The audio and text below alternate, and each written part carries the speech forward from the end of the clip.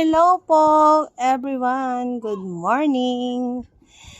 May nagtanong po sa akin kung ano daw ang pagkakaiba ano mas maganda, tahimik o maingay. Mas maganda naman po talaga lagi tahimik para walang ingay.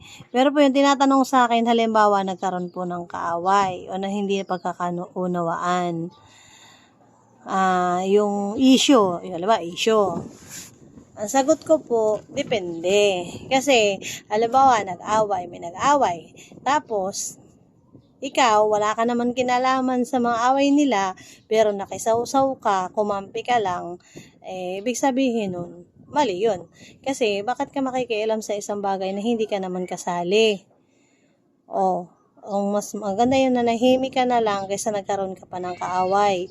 Pero dahil gusto mo makisawsaw, wala tayong magagawa. Pero, na nagtanong sa akin, halimbawa ako daw, mahilig daw ba akong mag-ingay, o mahilig daw ba akong tumahimik? Depende ako, kasi ako, iniimbestigahan ko muna, inobserbahan ko muna, kung saan ako lulugar. May time kasi na tahimik lang ako, dahil ayaw ko ng away. Meron naman time na pag alam ko nasa lugar ako, nakikipag-away talaga ako, o nakikipagtalo ako. Hindi ko tipo yung nananahimik lang ako sa isang tabi. Pero karamihan sa nakikita ko, yung nakikisawsaw, halimbawa nakisawsaw ka, hindi mo naman alam ang punot dulo. Pero dahil nakisawsaw ka, nagkaroon ka ng problema. Minsan, sa pagiging tahimik, mas maganda din.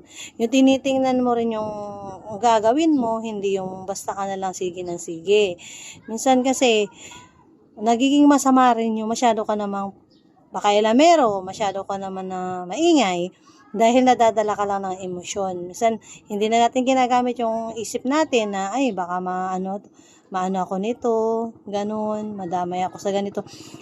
Literal kasi na ugali ng mga Pilipino, lalo na sa mga area na magkakakilala, nagpapakailamanan. Minsan, meron pa niyang pagkakampihan, minsan, hindi na yan nagre-react yung sa iba. Kahit mali, mas makaniwalaan nila yung mali. Ganun alangan naman na gusto nila ipagtanggol ng sarili na at magiging tama sila o magiging mali sila. Sa pakiramdam nila, may pinaglalaban. Ang bawat tao may pinaglalaban man yan. Kung alam yung tama sa sarili niya, yun ang paglalaban niya.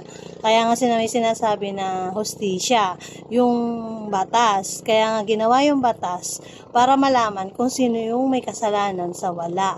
Pero pag pinairal mo ang kampi-kampi sa isang sitwasyon, ang ending niyan gulo. Kasi hindi ka paniniwalaan.